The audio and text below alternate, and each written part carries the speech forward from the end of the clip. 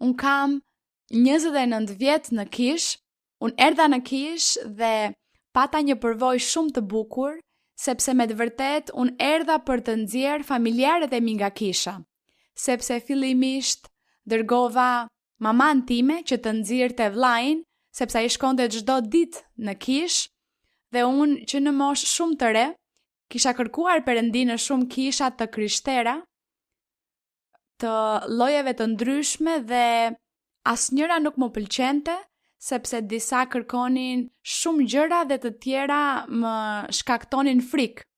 Kështu që kur vura re këtë gjë te vllai, shkova ta nxirja dhe i thash mamas time, i thash, ma unë jam shumë larg, jam 4 orë larg, ti shko dhe nxirje vllain nga aty. Mos ndoshta atje u japin ndonjë gjë për të pirë ose u vendosin duart dhe bie në tokë. Atëherë mamaja ime më tha, po bi unë do të shkoj ta nxjerr, dhe kur dërgova maman time, edhe ajo qëndroi në Kish. Dhe atëherë shkova dhe i thash motrës time në telefon, i thash, motër, mamaja thot se ajo kisha atje është shumë e mirë, por unë nuk besoj që Perëndia t'i flas njeriut, sepse njeriu është kaq mëkatar, si mundet që Perëndia t'i flas njeriut. Atëherë motra ime tha, Sonja, unë do të shkoj. Do të shkoj dhe do t'i nxjerr. Dhe unë i thash, mirë, shko. Dhe pyeta motrën time, si ishte? Ajo tha, jo Sonja, atje është shumë mirë, Perëndia të flet dhe të prek zemrën. Unë i thash, edhe ty po t'japin diçka atje. Ajo më tha, jo, duhet të vish.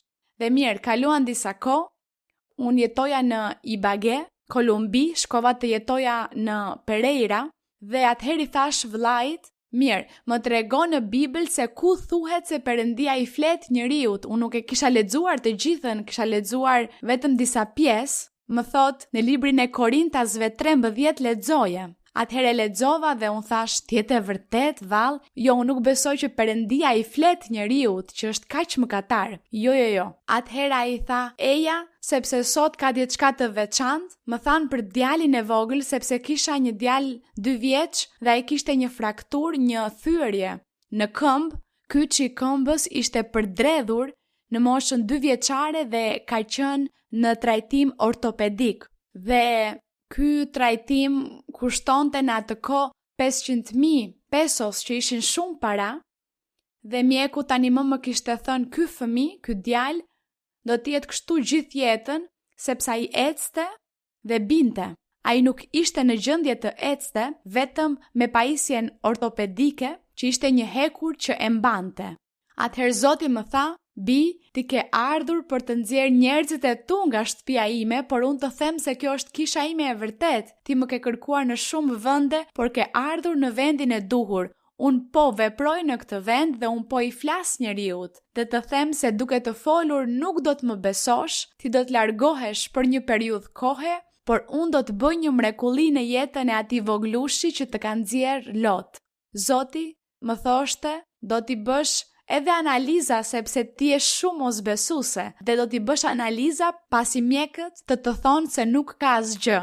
Dhe ashtu tha, ashtu ndodhi.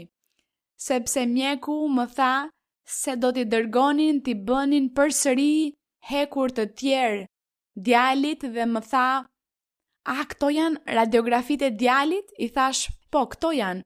A i tha, po këto radiografi tregojnë se ai është keq, por kemi nxjerr radiografi të reja dhe këmba është perfekte. Dhe unë i thash, jo, nuk është e mundur, ju keni ndruar radiografit. Ai më thot, jo zonjë, dhe bëra që të përsërisnin radiografit.